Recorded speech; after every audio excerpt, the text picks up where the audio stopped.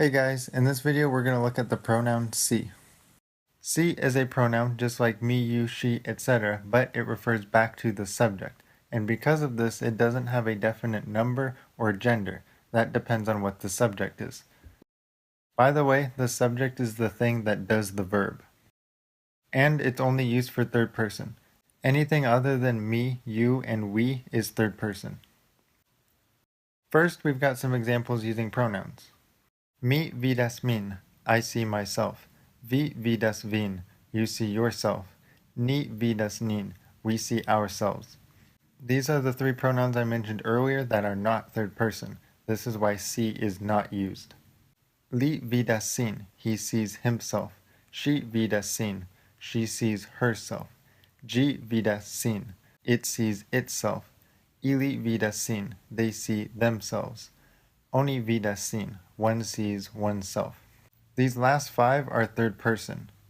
The first and the second pronoun are the same people. Li and sin are the same, just like she and sin, G and sin, ili, sin. They're all the same. It just refers back to the subject.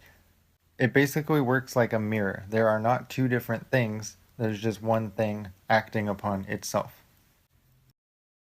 Let's compare a couple things real quick. She vidas sin is different from she vidas shin. In the first one female person sees herself. There's only one person. In the second one, it's one person sees another person. And there's the same difference between ili vidas sin and ili vidas ilin. One group of people sees themselves versus seeing another group of people. Just like the other pronouns, it can also be possessive. Ili amas siajn infanojn, they love their own kids, versus ili amas iliajn infanojn, they love their kids, other people's kids. Li helpas sian amikon kai lian amikon, he helps his own friend and his friend. One friend is his and one friend is somebody else's. Now let's look at some examples that don't have pronouns. La viro ne povas trovi sian edzinon, the man can't find his wife. Tiuj homoj parolis inter si, those people talked amongst themselves. Kiu povas tuŝi siajn piedfingrojn? Who can touch their toes? Iu perdis sian katon, someone lost their cat. One of the most important parts is that no form of si can be the subject. If you're not sure what the subject is, find the verb and ask yourself who is doing the verb. That is the subject. Here I've got some examples of what not to do. Si havas du aŭtojn. Who has two cars? Si. This sentence is wrong because si cannot be the subject of the sentence.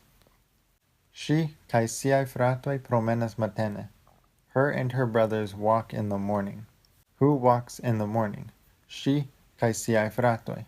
Siaj fratoj is part of the subject. This should be ŝi kaj ŝiaj fratoj.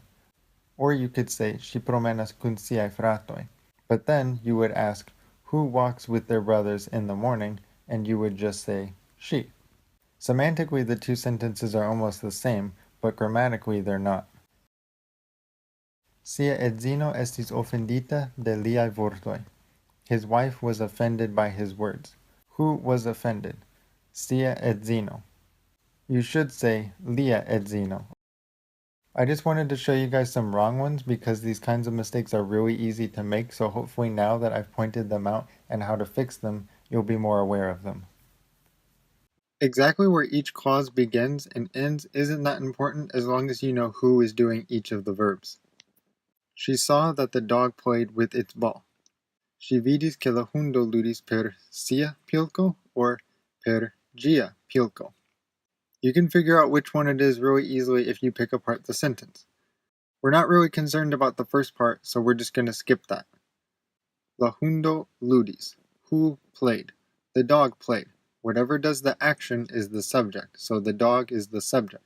If we want to refer back to the subject, we use si.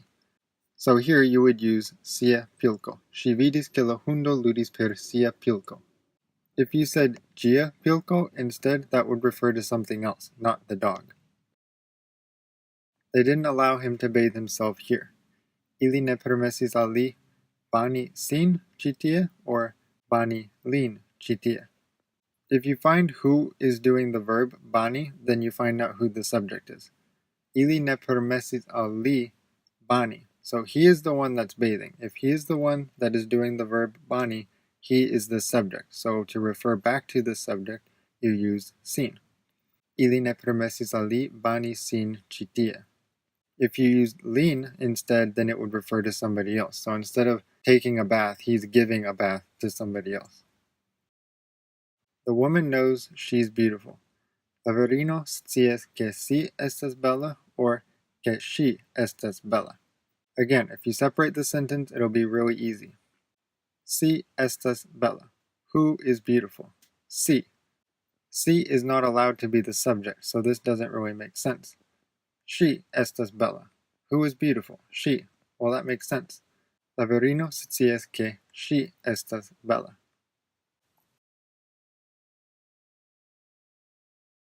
Malgraŭ sia timo li faris ĝin. He did it despite his fear. This seems a little bit strange that sia comes before we even know who it refers to, but it's actually fine this way. El ĉiuj siaj gefratoj, Maria estas la plej alta. Of all her siblings, Maria is the tallest. She cantas kiel ŝia patrino. She sings like her mom. What you're really saying is she cantas kiel ŝia patrino cantas.